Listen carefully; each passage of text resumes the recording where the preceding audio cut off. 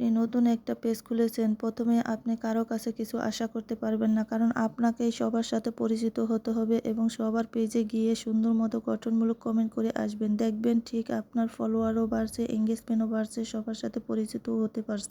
Hello everyone, আসসালামু আলাইকুম। আশা করি তোমরা সবাই ভালো আছো। আলহামদুলিল্লাহ আমিও ভালো আছি। তো বন্ধুরা, আজকে পবিত্র জুমার দিন। আজকে আমি সারাদিনে কী করলাম সেটা নিয়েই থাকবে আজকের ব্লগ। তো বন্ধুরা, আজকে আমি প্রথমে গরুর গোশটা মাখিয়ে রাখবো। এভাবে ভালোভাবে হাত দিয়ে যদি সব মশলা দিয়ে মাখিয়ে রাখা হয় তাহলে সবচেয়ে চাইতে একটা অন্যরকম টেস্ট আসে। তাই আমি আগে থেকে মাখিয়েই বেশিরভাগ গোশটা রান্না করি।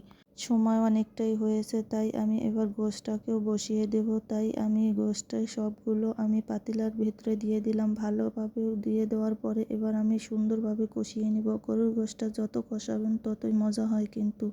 আর আমি গোশটাকে বেশি করেই কষিয়ে দেই। এই দেখো, আমি ছোট বাবুর জন্য কটা ভাত বসিয়েছিলাম, সেই ভাতটাও দেখে নিলাম। এবার আমি গোশটাও ভালো করে আবার একটু লাড়াতে দেই, কারণ না লেড়ে রাখলে আবার লেগে যায়। তাই আমি বারবার একটু লেড়েও দিচ্ছি। আর দু চুলাতে রান্না বসালে একটু অন্যরকম অসুবিধা হয়ে যায়, কারণ একটা লাড়া দিতে হয় আবার আরেকটাও দেখতে হয়, সেই কারণে। তো বন্ধুরা, এবার আমি কয়টা রসুন আর একটু আলুও দিয়ে দিলাম। এবার এগুলো দিয়ে আমি ভালোভাবে আরেকটু কষিয়ে নিব। ভালোভাবে কষানো হইলে একটুখানি পানি দিয়ে অল্প একটু জাল দিলেই কিন্তু হয়ে যায়। তাই আমি একটু ভালোভাবে কষিয়ে নিচ্ছি। কষিয়ে নেওয়ার পরে এবার আমি একটু পানিও দিয়ে দিলাম।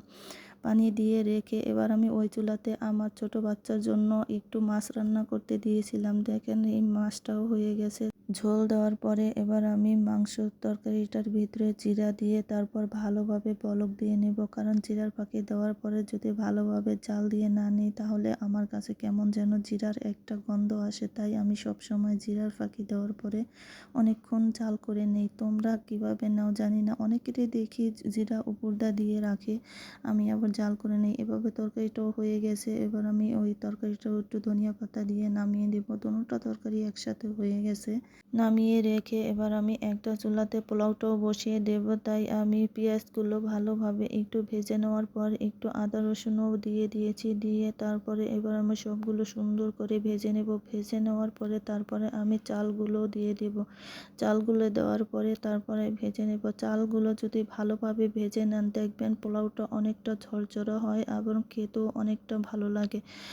ভাজা হয়ে গেছে। এবার আমি পানি দিয়ে তারপরে একটু দুধও দিয়ে দিয়েছি, কয়টা কাঁচামরিচ দিয়ে দিয়েছি। তারপরে এই দেখেন আমার পোলাওটা কত সুন্দর হয়ে গেছে, ঝরঝরা। এবার একটু ডিমের কুমড়াও বানিয়ে নিয়েছি। তো বন্ধুরা, তোমাদের কাছে কেমন লাগলো ভিডিওটি কমেন্টে জানিয়ে দিও। তো বন্ধুরা, এই পর্যন্তই শেষ। আল্লাহ হাফেজ।